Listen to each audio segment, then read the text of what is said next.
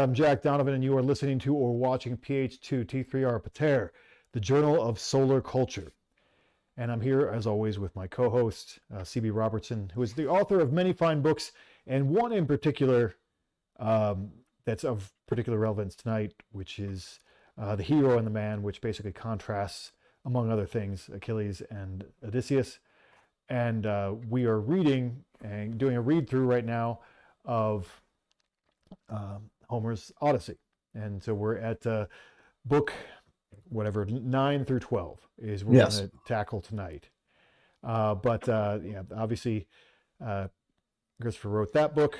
And then also there's another book, our Journal of Solar Culture, which we put out every year. We're getting next year's ready now. And there's an essay in there about the cattle of the sun, which we'll get to at the end of this podcast, because it's the last book that we covered today. But anyway, and for people who are just watching, I'm trying to live stream this to X as well. It's usually on YouTube, but it's also on X right now, so you can comment on X. And for anyone who doesn't have any idea what this is, who might have it popped up on their screen, this is a production of The Order of Fire, which is the movement I started for solar idealism, based on my book Fire in the Dark.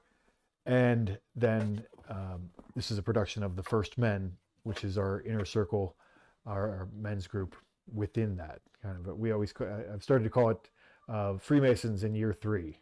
It's just kind of we're Anyway, we can, if you're interested in finding out more about that, there's orderoffire.com, and also we have our YouTube channel that this is also live on right now, which is The Order of Fire on YouTube. So you can watch it. And we basically have had a live show here for the past year almost. We've been doing this live show. I think this is the episode 42 or something like that, which seems crazy. Sounds about right.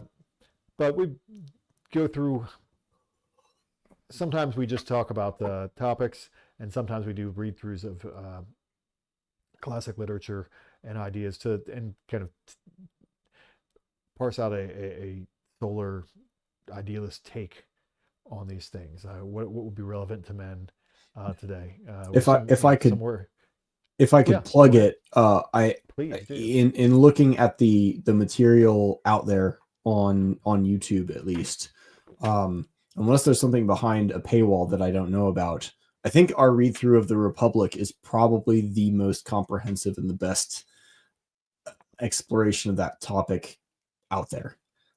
So if you enjoyed Michael Segru talking about philosophy, if you like Michael Millerman, if you're a fan of BAP, if you enjoy exploring these ancient Greek thinkers from any number of the sort of pop philosophers that have emerged, if you're like an OG who listened to Stefan Molyneux back in like 2012 or whatever, I think our walkthrough of the Republic is absolutely fantastic, and I hope this Odyssey walkthrough is matching the quality of that for those who are listening.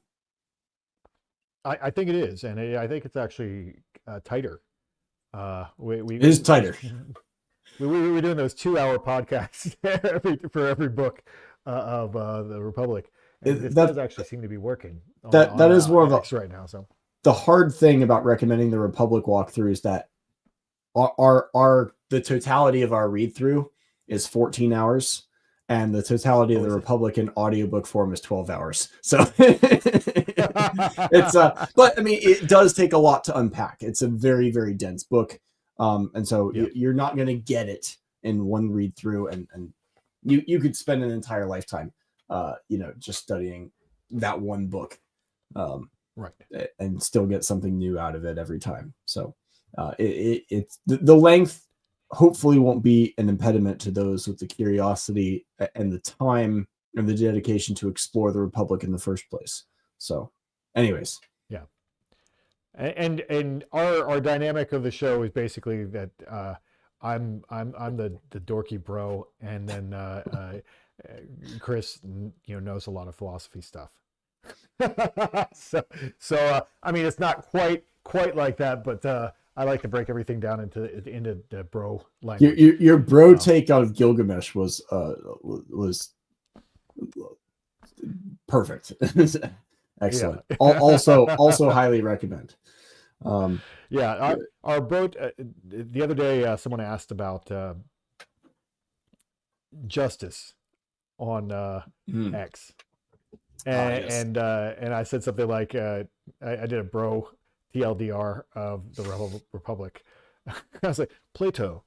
Yeah, so a bunch of guys sat around all night talking about this very subject, trying to figure out what justice is, and they pretty much came up empty-handed, but came up with a lot of wacky theoreticals that people take way too seriously. Yes. Yeah. And that's kind of like what I got here. I mean, out of the Republic in the TLDR form. But what is justice? Well, we actually didn't figure it out. Yeah, it's complicated. Yeah, it's complicated. TLDR. Yeah. It's complicated. It's complicated. But anyway, so why don't you give everyone a since we've been doing this as if it were a serial television show, and why don't you give everybody like in previous episodes of Homer's Odyssey? So we began the Odyssey with Telemachus, and first the gods sending a messenger down to release Odysseus from the island where he's been held captive. But then we jumped straight away to Telemachus without meeting Odysseus, and we didn't see him for the first 4 books of the Odyssey. It was just following Telemachus and his being reminded of his father and his being guided by this mysterious older figure named Mentor to, you should go learn about your father, where he went. So he decides to man up, rebukes his mother, says, no, I'm going to go do this thing. You suitors are behaving like jerks. I'm going to go find news about my father, find out if he's dead. If so, I will come back and marry my mother off to one of you. If he's alive, then I'll come back and tolerate you for another year. That's how things are going to go. And so he goes off. He goes to Pylos, speaks with old Nestor. He goes to Sparta, meets with Menelaus, hears about the Trojan War, hears about his father. Says last they heard he was stuck on this island out there. He's like, okay. So then he returns, and he is on his way back when we get left with the cliffhanger. He is on his way back home, and the suitors have gone out to ambush him. And then we cut and we meet Odysseus, who is trapped on this island of Calypso, the sea nymph. But Hermes comes down and says, Calypso, you got to let him go. The time has come. And after a brief fit about that, she helps him on his way. But as one last act of spite, Poseidon throws a storm at him on his boat, breaks his boat to pieces. He gets washed up on shore, saved by another sea goddess, a mysterious goddess named Ino.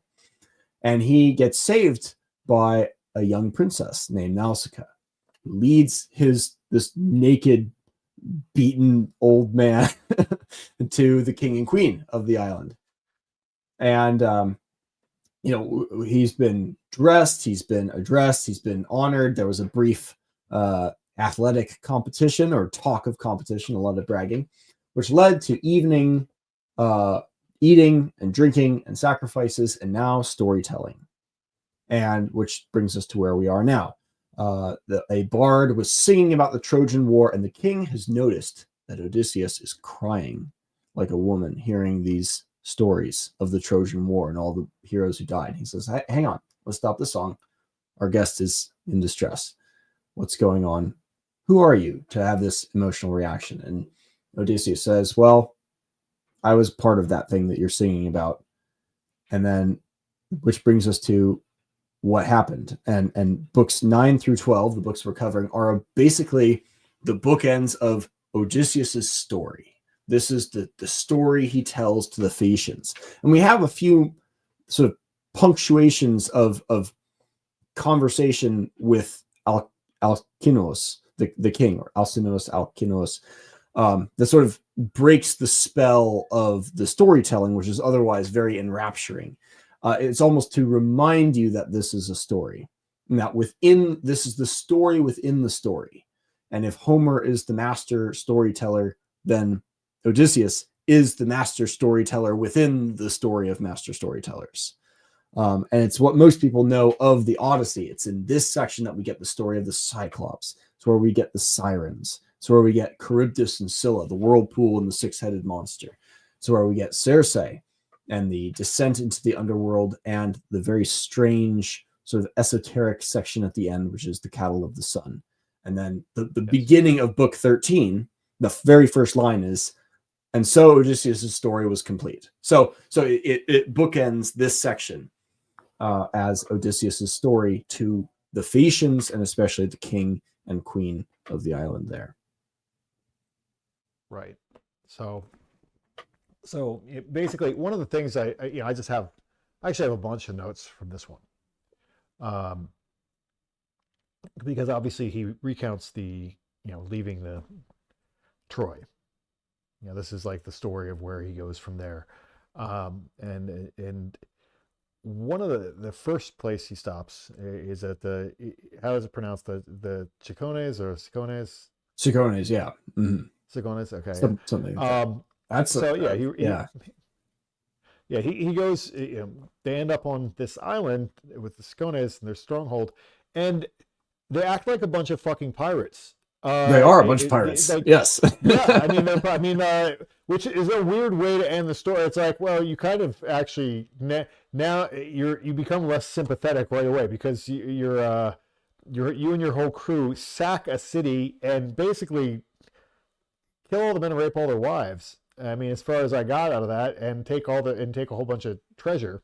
But you hang around, but then they hang around too long, and then the people have called their friends from neighboring tribes or sub-tribe related tribes, and to come over and fight. So then they get in a big fight, which they deserve to get in a big fight because they every other place that they go to, they're like, let's see if they can give us some stuff and send us on our way. This one they just show up and raid it, for no really good reason, So it's just kind of an interesting thing in the way that it sets up Odysseus morally.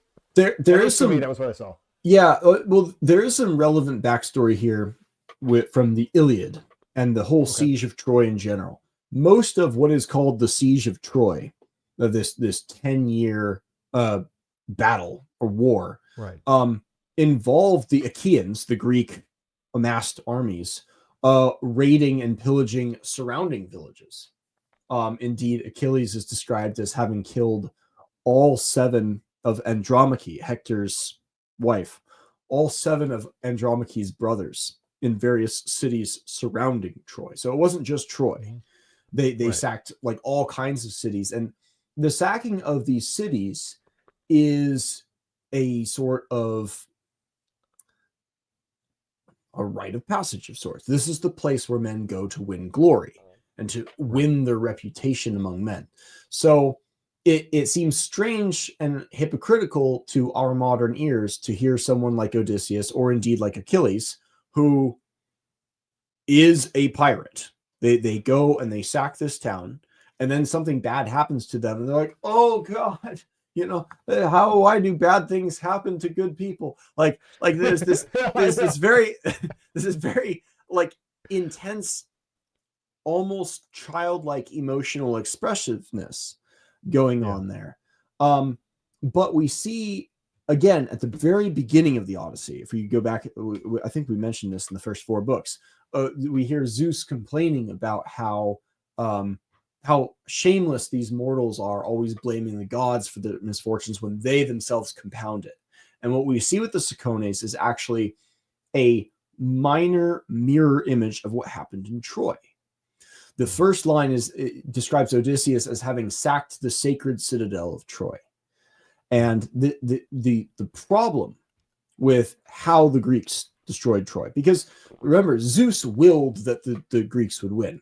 Zeus willed that the Greeks would conquer Troy. And so they did what the gods willed. However, they did it incorrectly.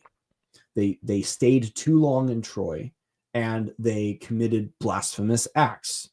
By staying too long, they committed an act of hubris by excess and overstaying. And that's exactly what happened with the Cicones. If they had just raided like the night raid that Odysseus and Diomedes performed in Book 10 of the Iliad, where they come in, they get information, they kill some enemy soldiers, steal their horses, and then get out of there. That is the correct amount, and it's an illustration of an act of hubris, of excess, in a wartime situation. We don't know necessarily who the Cicones are. They might have been just a random town. They might have been allies of the Trojans. They might have been, anybody. It wouldn't be above Greek pirates to raid just a random town for supplies. But there's an implication of excess, of hubris and that Odysseus is talking about. It's like, we stayed too long, which is a version of saying we went too far. We did too much. And then they were punished for it appropriately. Yeah. Why did you do it? Because we could. Yeah. Well, then stuff happens. Yeah. And then stuff happens. We see a couple instances of hubris in this section, actually, because we see another instance of hubris with the Cyclops, perhaps. Right. But we'll get to that in a second. Yeah.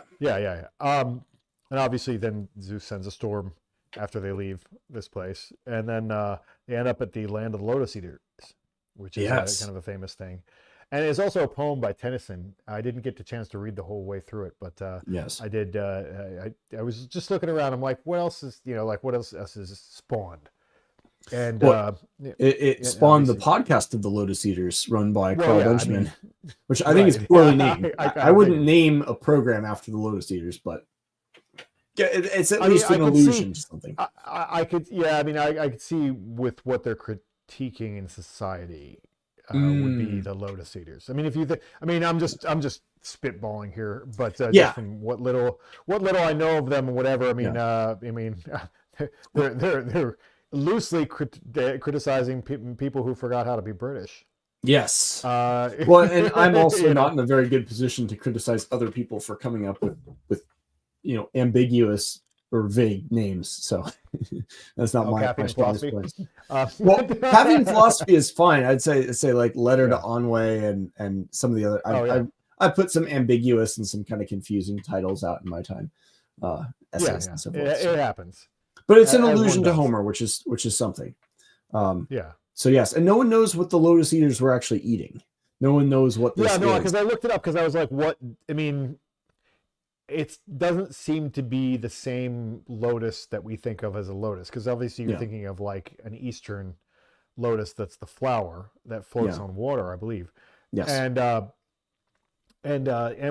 we talked a little bit about that in the First Men, and of course, Ed was quick to throw in recipes for lotus, like things, but it's not that lotus.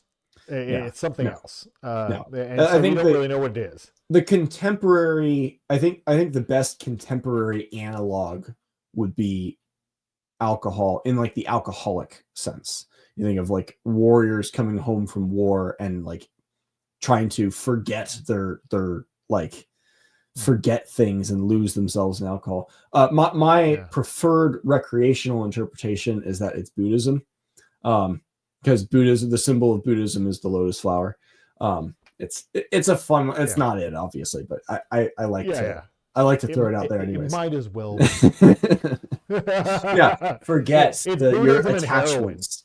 It's Buddhism and heroin. That basically some people have thrown out versions of like opium. I don't know if they had that back there, if they were trying to do what you can do with poppies out of lotuses or something. Who knows?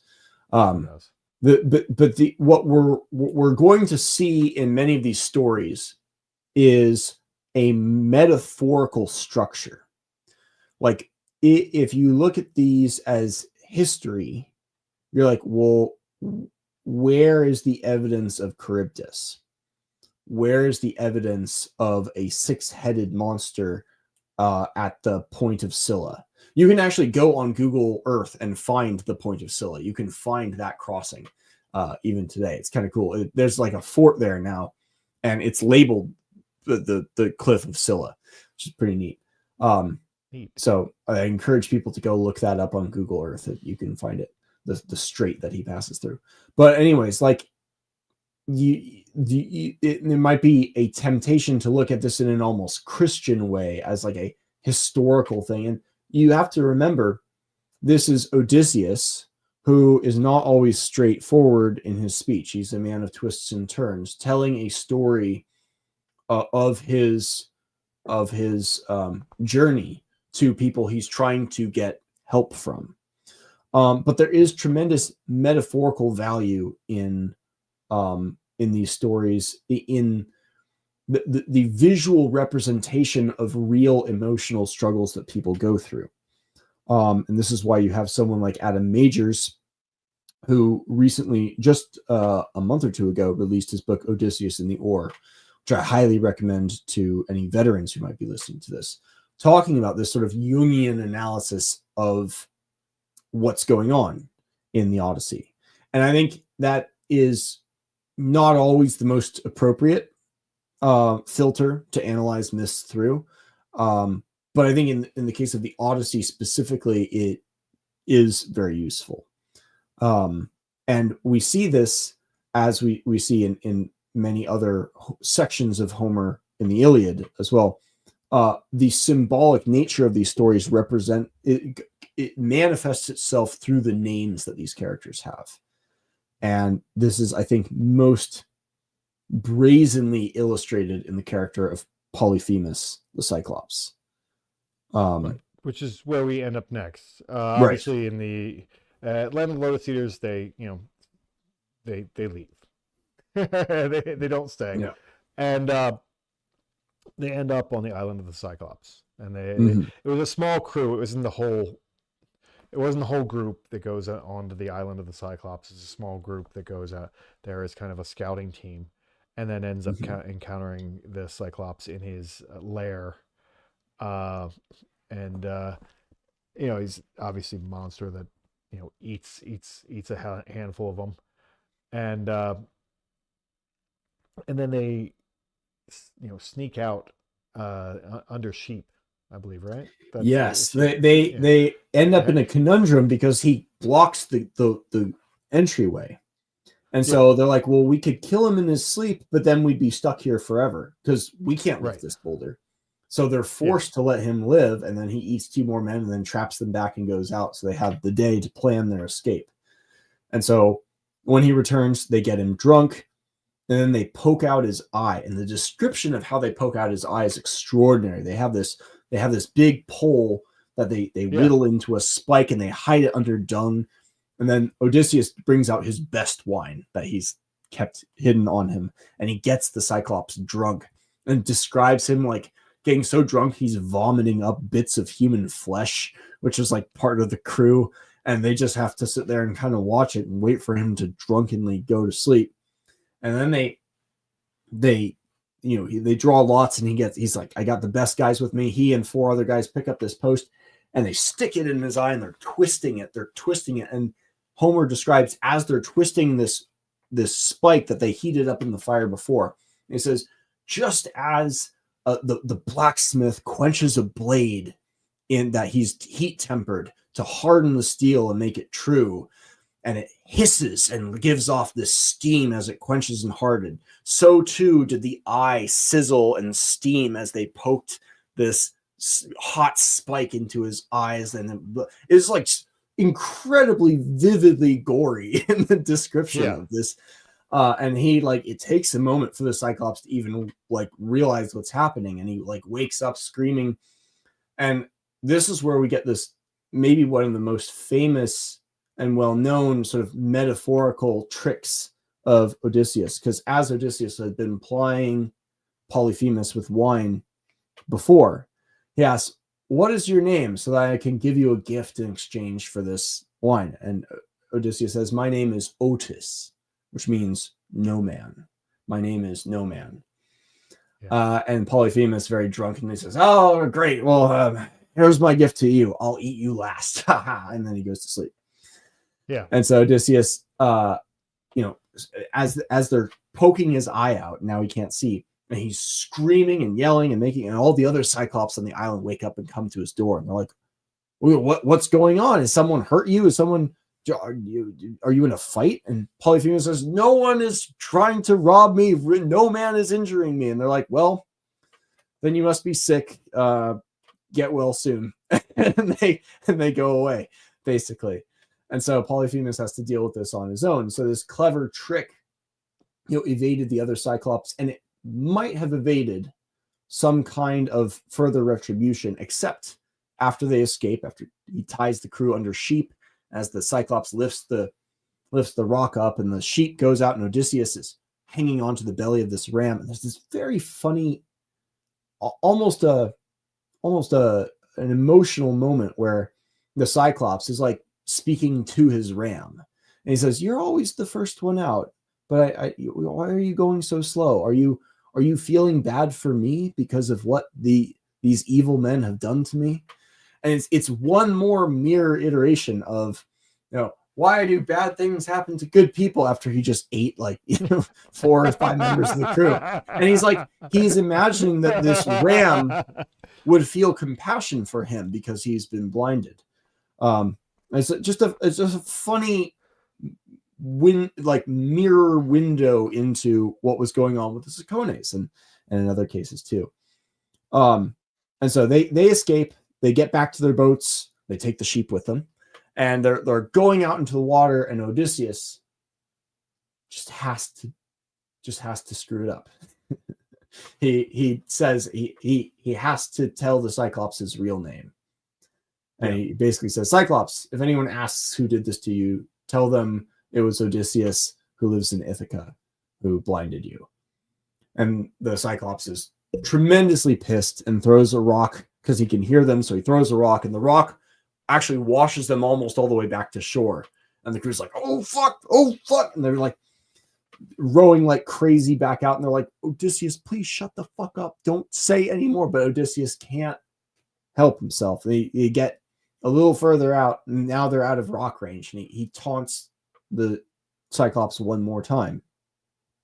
And that's when we learn that the Cyclops is this. Oh, actually, we learned this earlier when the other Cyclops are talking to him. But the Cyclops Polyphemus is the son of Poseidon.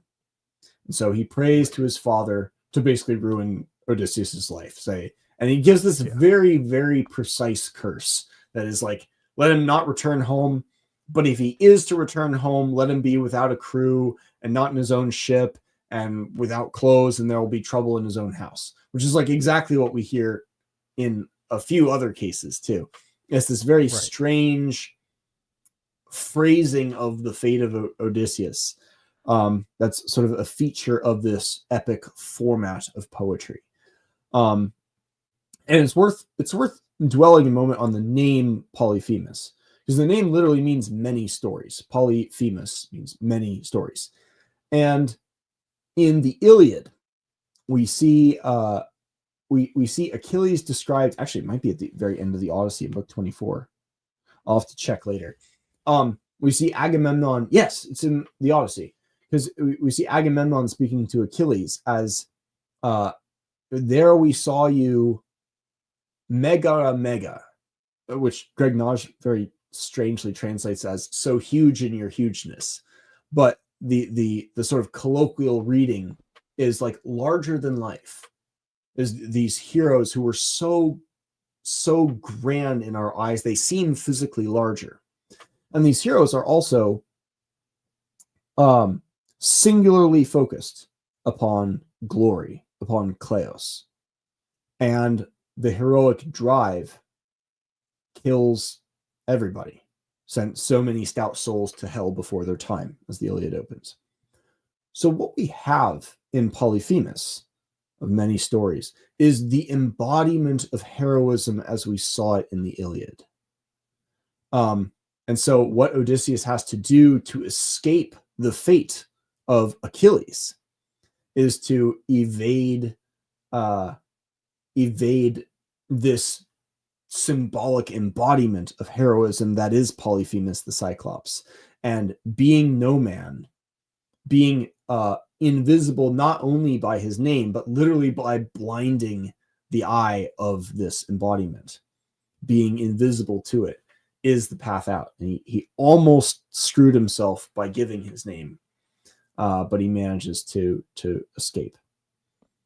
And while yelling his name was an act of hubris, the greater act of hubris could have been killing Polyphemus, which he could have done after they blinded him.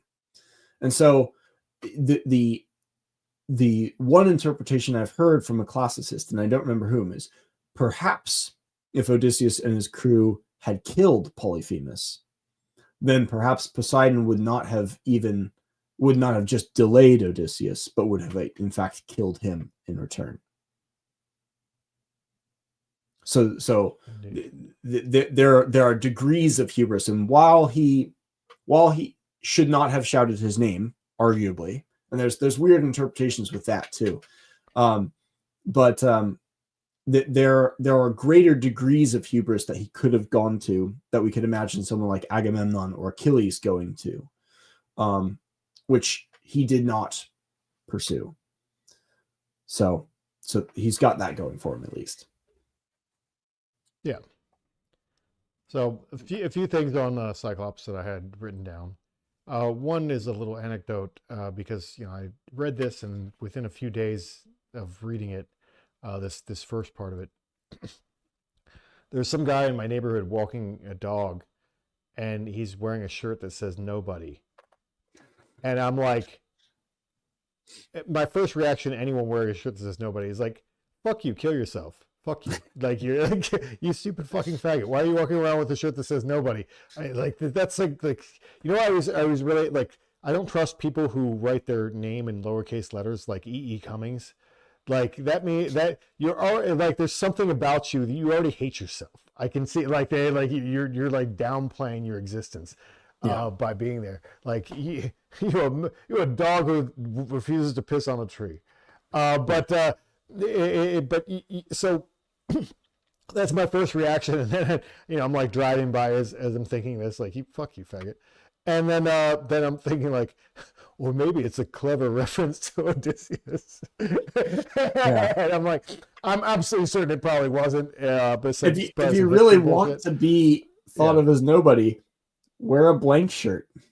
Like, you don't need to write "Nobody." Yeah. That's what you should do. You should make you can make hoodies that say like in the because all the gray men are obsessed with that Mexican like carpet style hoodie, and have gray man with like emblazoned on the back, to go with their 511 jeans and so forth. Right, exactly. Announce your camouflage plan. Anyway, yes. But one of the things I wrote down was the way that Homer describes the Cyclops is kind of a libertarian fantasy. Yes. Like I have it written down. It's like let's see. They're my extra notes. But lawless brutes who trust so to the everlasting gods that they never plant with their own hands and plow the soil, unsown, unplowed. The earth teems with what they need: wheat, barley, and vines, swelled with the rains of Zeus, to yield a full-bodied wine from clustered grapes. They have no meeting place for counsel, no laws either. No, up on the mountain peaks they live in arching caverns, each a law unto himself, ruling his wives and his children, not a care in the world for any neighbor.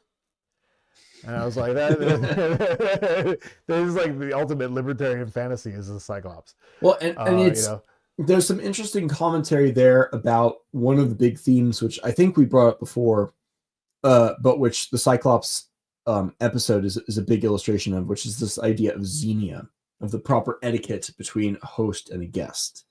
And of course, the Cyclops is in many ways the epitome of a bad host, for a number of reasons.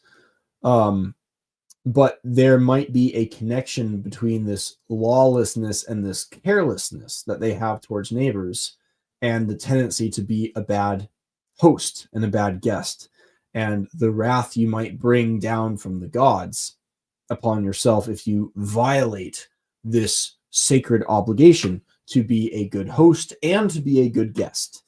And there might be yeah, there might be a connection between their sort of political nature and how they organize themselves and that tendency. Because how would a libertarian criticize someone, another libertarian who guests came onto his property, so he ate them?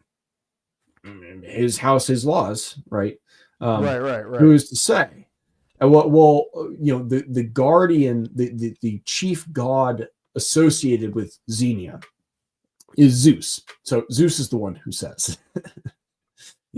Right. And these and the gods are above these sort of political ideals that people have. Right. And this is, I had written down another thing that this is another reference to bread as being a civilizing element. Because the Cyclops eats no bread. He only eats, he's carnivore, basically.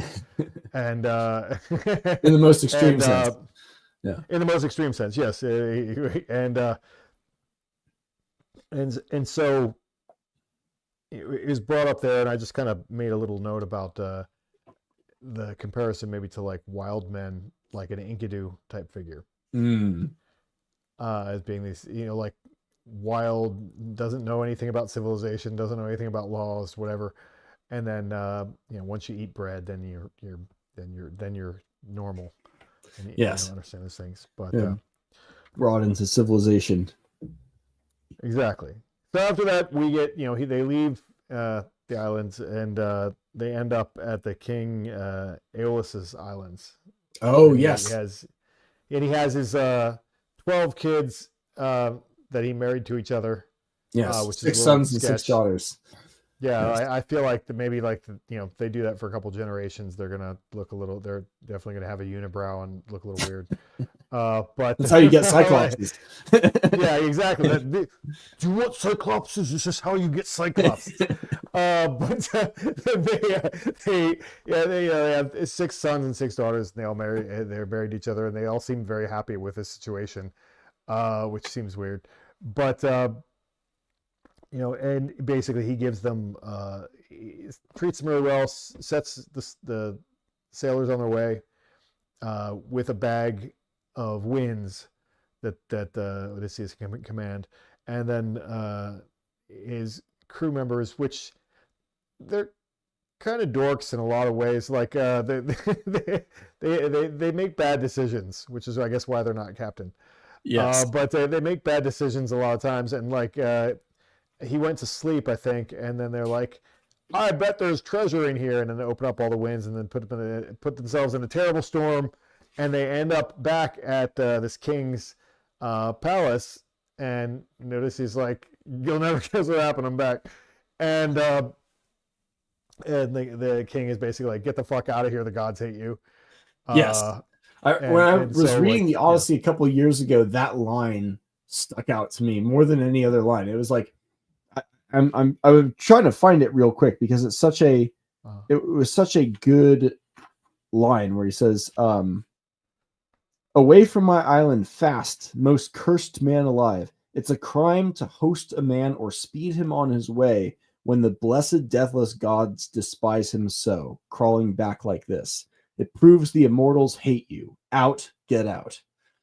Like what a line. And I feel like that's there is some folk wisdom to that goes against a lot of conventional moral sympathy, that we should lift up the downtrodden and the oppressed. And this is not just a leftist thing, it's also a right-wing thing, which I have nearly fallen serious victim to myself, which is if someone gets like censored or gone after, that we have this gut instinct to try to like re-platform them and help them back up. And sometimes that's very valuable, but sure, it takes some discernment to understand like when someone is just lost at sea and has had a hard time, or if they come crawling back. Because Aeolus wasn't unwilling to help him initially, despite all the bad things he went through. But when he came back, he said, clearly the gods hate you. I won't help those who the gods oppose. Well, and that's a good, that's something that happens in life with friends and so forth. There's people who just keep fucking up, and they're just, they're just people with bad luck. I mean, I know some people who just have bad luck, and just, for whatever that is. And like they seem like really good people who try to make good decisions, and they just get fucking hammered by life all the time. Yeah. My buddy Clint is like that. He's like the best human being, and like just the fucking lightning bolt hits him like on a regular basis. In a way that I'm like, man, calm down, Zeus. It's well, man, leave Clint alone. There's a lot of guys like that, but there's also guys who like can't get their shit together, and then always come back for help, because they're just relying on help, and they're just not this ongoing theme that we're seeing, like they compound their own misery through their own actions. It's like there's other people who are like, oh no, I did a lot of meth again. There's those guys who are like, well, you fuck yourself again. So eventually you have to cut those people off. So that's kind of a real life example of when that happens. Like, you just keep fucking yourself. But you seem to be cursed for whatever reason. It's ironic that Odysseus is telling this story of the King Aeolus to the Phaeacians, who in a few books are about to help Odysseus leave, but because they helped someone that one god in particular doesn't like, they get punished in exactly the way that King Aeolus worried about. So this Aeolus's assertion, it's a crime to help those who the gods hate, is actually foreshadowing that we're hearing from Odysseus to his assistants, the Phaeacians, about the Phaeacians themselves. So the layering of the themes within the story gets not just rich and deep, but in some places tragically ironic in a few places. Right. So after they leave that place, the next place they go to, Laestrygonians. Which is just giants basically, and the best. That's including a giant woman. Yeah. Big as a crag of a mountain or something like that. Which I was like, I almost had I'm like, what? That's hard to picture. Yeah. But the most vivid thing about that, they spear them like fish. Which is kind of vivid. Yeah, he loses a lot of guys. He loses a lot of dudes, and then they leave there and end up at the island of Circe. Yes, and that's its own thing. Yes, the Circe's island is another one of these intensely rich and symbolic places, and we'll try to be brief because we've already been going for a while, and there's still a lot to cover in these brief 4 books. But basically, they arrive. A scout hunting party goes out, and none of them come back except for one guy who's like, "You're not going to believe this. There's a sorceress. They turn them to pigs." And Odysseus is like, "Well, I have to go after my men." So he goes out, and he's on his way to Circe's palace. He's intercepted by the god Hermes, who's this very strange god who makes he doesn't show up very frequently. He showed up in the Iliad to help guide King Priam across the battlefield at night without being seen. And now he guides Odysseus to Circe's palace, and he gives him this root, this plant that will serve as a cure for the poison that Circe will try to, the magic that she'll try to work on him. And so he goes there, he's led into her palace, he sits down, and she touches him with her wand to try to turn him into a pig. Now join your crewmates, and he pulls his sword out and basically says, no, you're going to free my men. And she's like, oh God, you're Odysseus. Oh crap.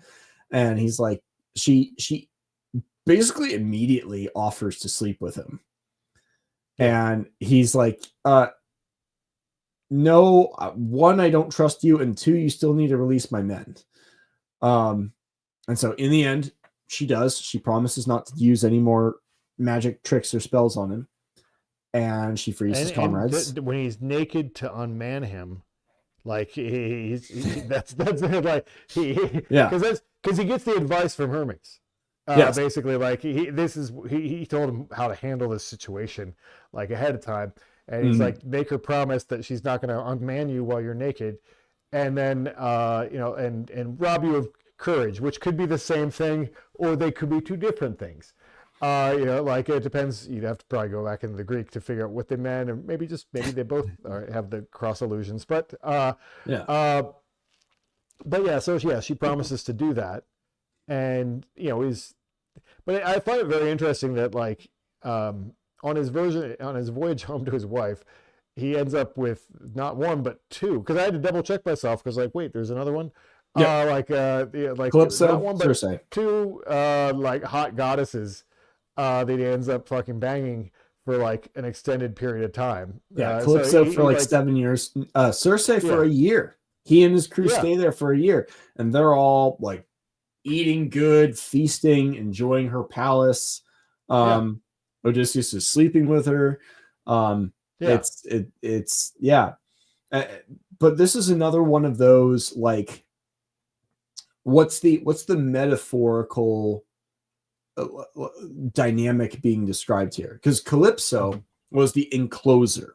There's the one who hides away from the world with this death connotation. Circe is the encircler. It's literally the root for circle. Circe, so same idea. And so there's a semantic and etymological similarity between Calypso and Circe. They're not exactly the same, but there's also a like an obvious connotation to what being turned into a pig means. Presumably like losing oneself in sort of hedonism, perhaps, or something else. And it's a kind of magical spell that many men can fall under in a way that prevents them from returning home. So we see that with Circe, but because he's able to evade that magic, she ends up being very helpful to him. And we're still in book 9 here. In book 10, or he finally says, oh yeah, that's right, we were supposed to be going somewhere. She says, hey, you've got a big long journey ahead. First you need to go into the underworld and speak with Tiresias, who's a long dead seer, and he will tell you the things you need to know to get home properly. And so she assists the men and there's this very strange kind of moving sequence where at dawn, as they're waking up and their alarm is going and they're getting ready, the boat ready to go, one of the comrades named Elpenor was sleeping on the roof of the palace, and he sort of startles awake, kind of still drunk from the night before, and falls to his death. Right. And the crew is like, oh crap, it's kind of this heartbreaking moment. But they're like, well, we still got to go. There's nothing really to do. And they, or maybe the boat was already at sail. I don't remember. But basically, when they get to the land where they perform the necromantic rituals to speak with the dead, the first person they see is Elpenor. The first person they see is their comrade who beat them to the land of the dead. And he basically asks for a proper burial. And the description of his burial is strangely symbolically similar to what we're about to hear from Tiresias as well. And in this strange crossing of the worlds where Odysseus is speaking with the dead, he meets his mother, he meets Achilles, he does meet Tiresias, who he gives him this very strange cryptic prophecy He says it's like very important that you not eat the cattle of the sun, or else you'll be in trouble. You have to go to this place. You have to go, pass by the Sirens, and you have to pass by Charybdis and Scylla, and you have to go through the island of the sun, and then you will get home. You'll have to deal with the suitors in some way. But once you have done that, to truly be home, you must take up your oar and travel far inland to where people don't know the taste of sea salt. And this will be your sign. You will come across someone, and they will say that you are carrying a winnowing fan, which is like a shovel that primitive agriculturists used to use the wind to sift the chaff from the seeds or grain. Okay. And he says, and once you find a place where people don't know what your oar is, plant your oar in the ground and make a sacrifice to Poseidon, and that will be your then you will be home and you will get what you want, which is a sweet death. Death will come to you far from the sea, surrounded by those you love. And the image of an oar being planted in the ground is exactly the burial description we get for Elpenor, this sort of sailor's burial. And it's very similar imagery to what we might see where you might walk somewhere and you see like a rifle stuck in the ground with a helmet on top of it as like was like a grave to a soldier. Maybe there's boots at the bottom or something. So just the imagery of that is very powerful, and the ambiguity of the symbol of the oar as maybe a weapon of war for these pirate boat raiders, or maybe a tool of agriculture and working the ground. There's a lot to unpack in that little passage, but more than we can necessarily cover here. But after he gets this, he runs into Achilles in the underworld, and it's in his interaction with Achilles that we get one of the most famous lines in the entire Odyssey, which is where Odysseus is praising Achilles as like the greatest of the heroes of Troy. And Achilles basically says to him, "Don't talk to me like that, Odysseus. It's better to be a slave to a tenant farmer among the living than king of all the dead." Basically, don't envy me. Like the entire heroic mission of immortal glory at the price of death seems to not have been worth it to him. Now, there are some people say that's just the shade of Achilles. That's not the true Achilles speaking that, but who knows? It is perhaps ambiguous. And what Achilles is really curious about is, how is my son doing, Neoptolemus? Right. So, and then we see a few other figures. He runs into Agamemnon. He runs into Agamemnon is funny because he basically just he just keeps telling him not to trust bitches. Basically, like that's it. But which obviously Agamemnon has some feels about that, having getting murdered by his wife. But that's basically it's. I almost reposted that to X just because I was thinking like it's so manosphere oriented. But I was like, that's really not my brand. I don't really get into that. But yeah, I noticed that 2 times he was like, keep women in the dark, don't tell them everything. Like giving him advice for that. So that was interesting. And obviously, he meets a lot of other people. It did point where I'm like, okay, keep going. You met a lot of people. Okay. He talked to a lot of people. He talked to his mom, his dead mother, and asked her a lot of questions. And what I think is interesting about these 2 parts, like I said, there's so much in these chapters, is that you have a Circe, which the descriptions of her with her wand and everything, like how much of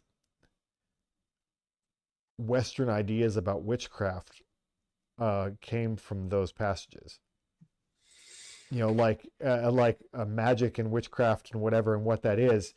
That would be one of the oldest forms of things that would be known to people in the West that would then be internalized and then changed into the myths of their own. Yes. You know, right straight up into Harry Potter shit. You Oh, know, yeah. like this woman with this wand that turns people into pigs. Like, I mean, like that's so like what you'd see in a Disney movie. You know, like that's you can see how that got recycled into like many other things. I mean, I'm sure that's not the only wand in history, but that's very specific. Another strange image that we see in the Odyssey, in this section of the Odyssey, this underworld section of the Odyssey, that went on to influence how we visualize certain kinds of things, is the idea of a living person attempting to embrace a dead person, but as a ghost, their form is untouchable, and they just like he couldn't hug his them. mom. Yes. That's like, to my knowledge, the first description of that kind of human ghost attempted interaction. And you literally see that in Harry Potter. You literally see like all these the way it's things were visualized. Remember that fucking what was that movie with I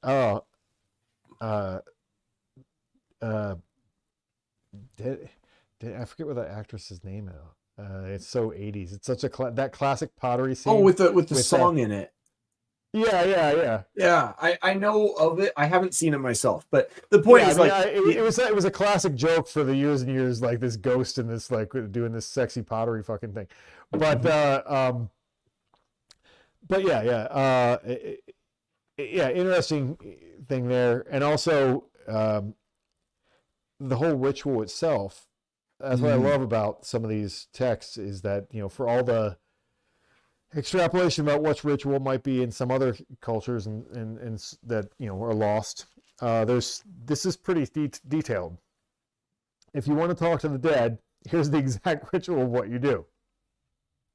You know, put something in, you know, make a trench as big as your forearm, and you know, and then sacrifice a black ewe's blood into it, and it's very, very gnarly. Like that the dead spirits drink. They have to drink blood, and they won't talk to you until they've been drinking blood, which is it's a very interesting kind of dark vibe off of that. It was just, you know, kind of interesting, but also like before you do that, then the exact steps like milk and honey and mellow wine. And the barley that you know is part of all these rituals that you throw out there, and it's interesting to see it described so well. And also, he has to keep the spirits away with a knife, which I wouldn't know why that would matter, but he has to keep the spirits away with a knife. Right. So it's just fascinating the way that this is described, and also something like necromancy like has a different vibe in later Western culture. You know, it's associated with like dark black magic, and this is clearly black magic. I mean, this is not like it's not happy normal sacrifices for the gods. Oh, yeah. And the other thing is that a very distinct difference that I know is just because, you know, I've done some rituals in my life and some sacrifices and things, so I pay attention to this stuff, and they burnt the sacrifice. They burnt the sacrifice. Now, normally you eat the sacrifice and you give the gods the thigh bones, and they get the fat and the thigh bones and whatever, and you eat the meat. But for the dead, you burn the whole thing, because that's a very distinct. And the dead just drink the blood, which is a very distinct difference of like clearly a different kind of magic. Yes. That's going on then, and sacrifice versus like talking to the dead, and yeah, there's definitely some darker things going on to get those. So I just thought it was interesting, but at the same time, I mean, he's our hero of the story. He's not like some creepy fucking you know. Well, and he was advised to do this by Circe, who is of course a sorceress, but you get the sense that this is done with the tacit blessing of Athena and perhaps Hermes. That they're like, yeah, you should do this to get this valuable information about how you're going to get home and how you're going to deal with the suitors. And Tiresias, though met in a rather dark way, is not a dark figure. And there's a lot of interesting things about Tiresias that you get in other plays from like Euripides and other sources. But yeah, so he comes back from the dead, the land of the dead. They perform a very brief but proper funeral for Elpenor, and then they have to go out to pass through the Sirens and between Charybdis and Scylla, and eventually on the island of the Cattle of the Sun. And I think we can be brief with these because these are in many ways the most well-known. These are the ones that if you get like a children's copy of the Odyssey, these are the stories that you'll see there. You know, everyone like knows. And Charybdis is also in, and it's mentioned. It's also in the Argonautica. Jason, the Argonauts, they also go past the same place. Yeah, and the Sirens, obviously, there's that great painting. It's a fantastic painting. There's a really good illustration of Odysseus, having his being lashed to the mast as his soldiers are rowing and so forth. It always sticks in my mind. That's one of the better, I think, images that I've seen. This is a very old painting of that. So, I mean, obviously that's what happens. We know about that, and that's there's a little message there about not listening to the women either. But what's interesting is what's interesting and worth pointing out is that what the Sirens are singing about. They are offering him stories of his own exploits in Troy, right? And they're basically is another kind of tacit, like, here's a taste of your own heroic glory.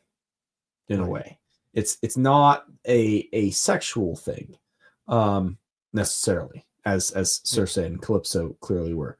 Homer doesn't shy away from that subject, but with the Sirens, it was another more like Polyphemus, more like this temptation to hear the stories of your own glory at the price of being dashed against the rocks, and your ship being crashing onto their island. They managed to. He puts beeswax in all his crew's ear, has himself lashed to the mast so he can hear it, but without the, without the risk of doing something rash. So then they get out of a shot of them, and they get to Charybdis and Scylla. Charybdis is this sea monster thing that swallows up the water 3 times a day and creates a whirlpool. And then Charybdis, or Scylla, is this woman who has turned into a monster. This 6-headed Hydra type creature that hides high up on the cliff. And it's described as having a whimper that almost sounds like a puppy. It almost doesn't sound like something dangerous, but then these long necks with the teeth will come down and grab you like a predator. And there's no point in fighting. And Odysseus, when he's hearing about this from Circe, is like, we'll fight it and we'll defeat it. And Circe's like, stop trying to fight these things. You can't defeat it. Just accept that you're going to lose a few guys and just only lose 6. Don't stay and lose 12, And so he does end up losing 6 men in the passage. And it's like this terrible thing to witness, see them all like screaming, hold up the cliffs. But they make it through, and they land on this island that belongs to Helios, the sun god. Right. And he basically makes the crew promise. He's like, "Hey, I know we've had a rough time of things. Will you please promise not to kill any of the cattle or the goats on this island?" And they're like, "Oh yeah, sure. Whatever you say." And they're just like, "Okay, good." But then they don't get a favorable wind, and they're basically stuck on this island, and their food runs out. And Odysseus falls asleep. And so while Odysseus is asleep, again, this is like another theme here. Odysseus falls asleep, crew does something stupid. The crew says, "Hey, basically we have a choice. We can either starve to death for sure, or we can kill this cow. And I mean, maybe the gods will punish us, but it's either starvation or that. So like, may as well eat, And if we're going to die on the open sea, at least we'll, at least we'll have food in our bellies, basically, which sounds actually fairly reasonable, you know. But and they also said that they were going to do it, and then promised the sun god that they would build something for him or something like that, like make sacrifices to him or whatever. I mean, they tried to like smooth it over with the sun god, but which is like work out. Sort of anticipate something we find in the Republic, where Glaucon is speaking about how the gods can be bought.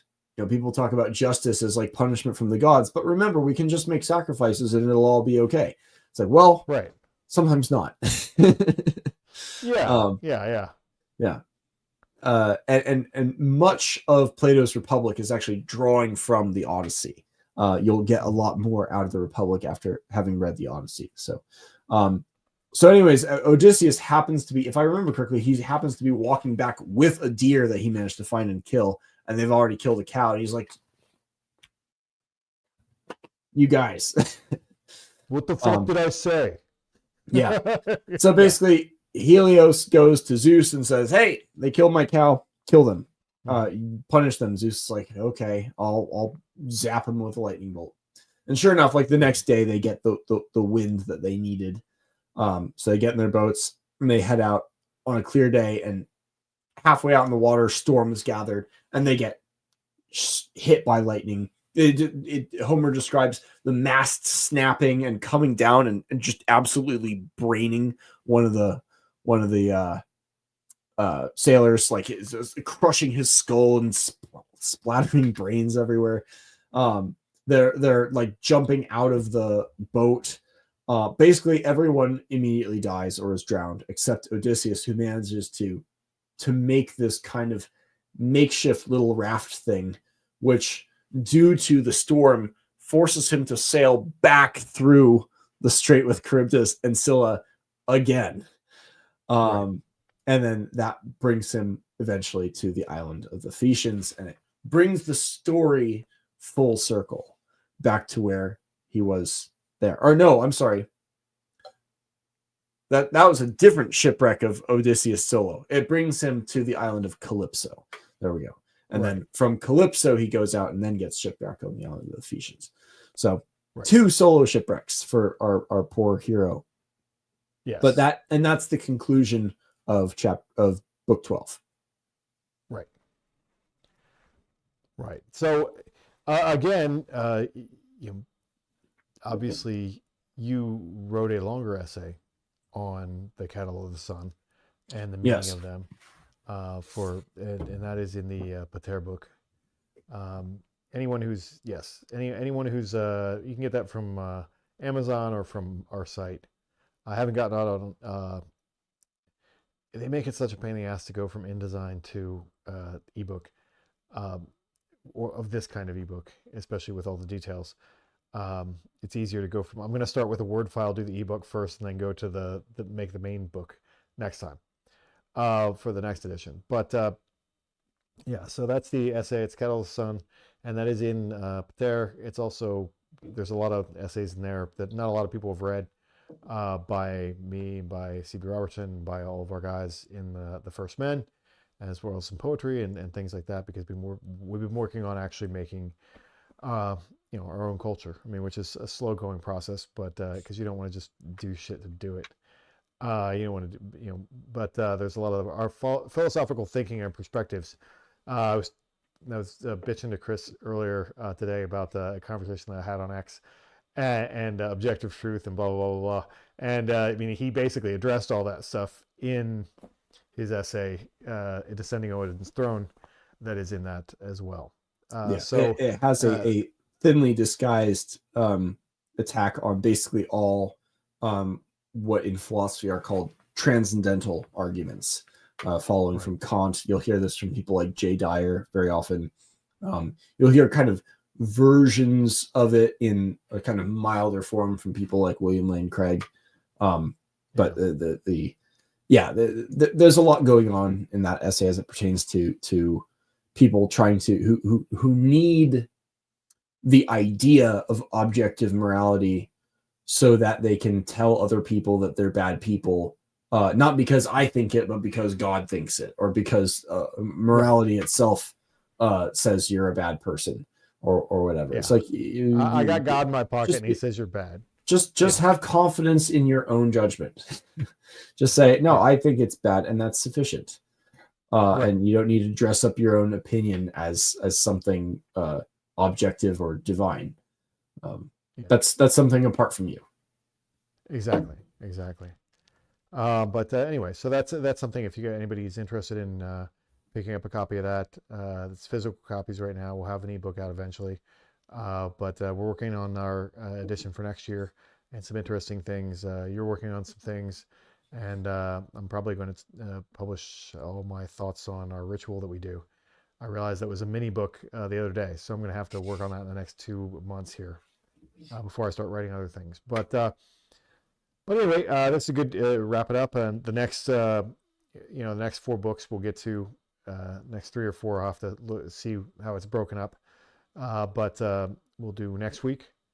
And anyone who's listening in can. We got some comments, but it was just that it was that this seems like a book club that isn't for soccer moms, which is correct. In fact, I was sitting here thinking about the tone of it as we were talking. I feel like we're talking about football, in the way that we're processing it. We're just dudes talking about what Odysseus did. So, yeah, but with the extra addition that like football is fun, but almost all of our culture is built off of these stories. So it's like this skeleton key that unlocks a lot of stuff. I was thinking earlier today about like the metaphorical nature of these stories. And I'm like, are there any other like contemporary books that do something similar? And I realized, yes, there is. There's a book put out like maybe a decade or 2 ago, or maybe longer, called The Life of Pi by Jan Martel.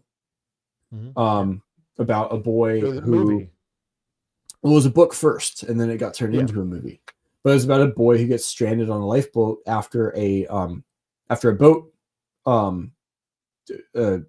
goes under, and he's trapped on this boat that was carrying animals from a zoo with a tiger, and it's him in a lifeboat with a tiger for like months, trying to survive.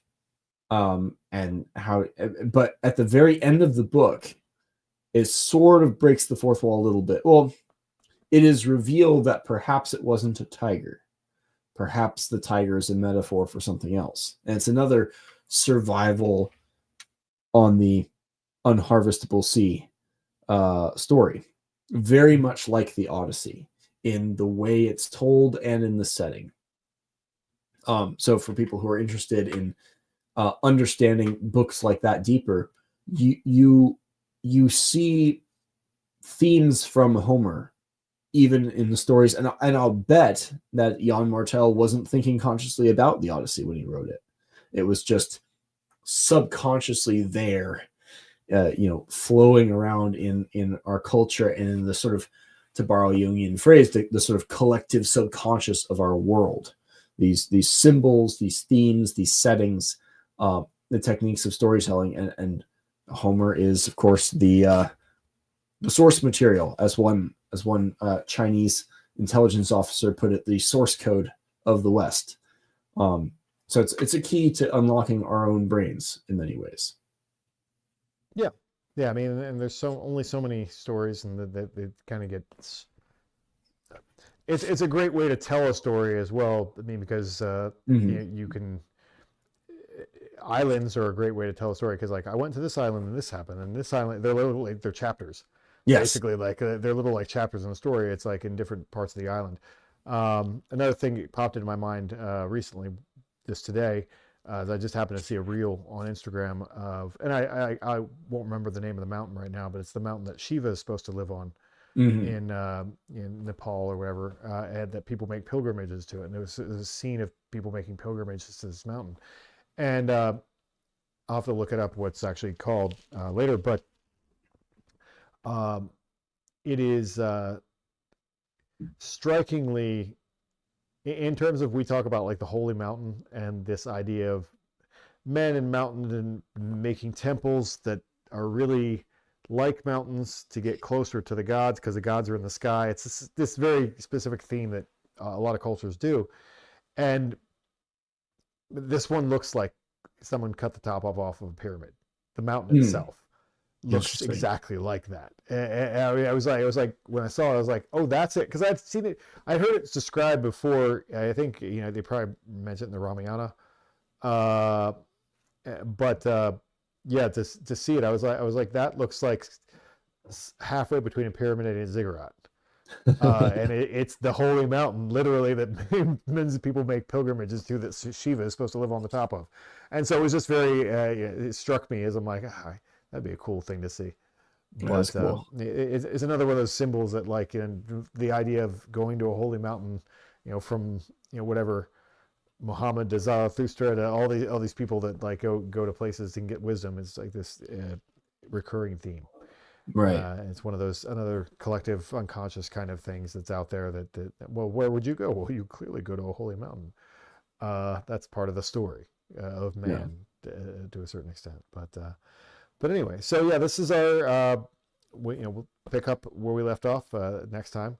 And obviously we're both wearing these shirts, which I just released last week. I haven't promoted them that much. Fantastic. Yet.